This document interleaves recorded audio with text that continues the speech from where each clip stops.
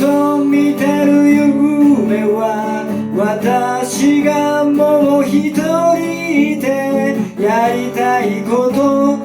きなように自由にできる夢人生は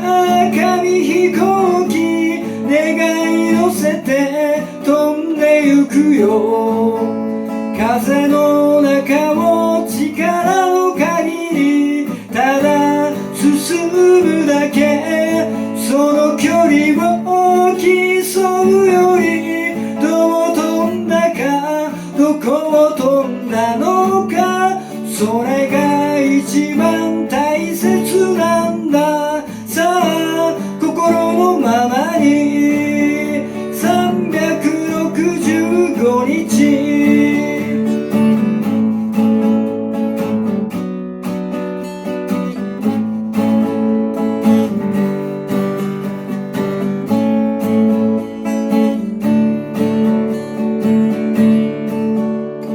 星はいくつ見えるか何も見えない夜か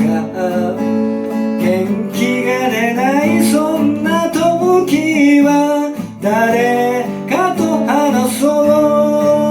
う人は思うよりも一人ぼっちじゃないんだすぐそばの優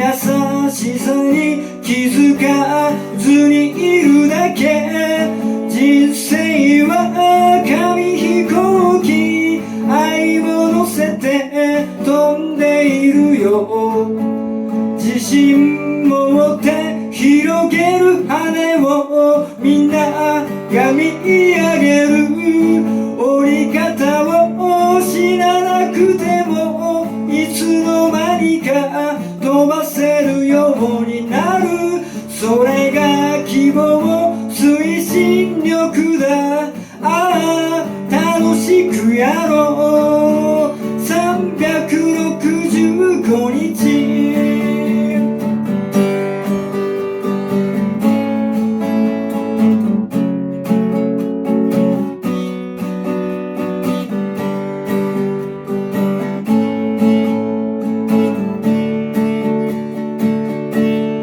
人生は紙飛行機願い乗せて飛んでゆくよ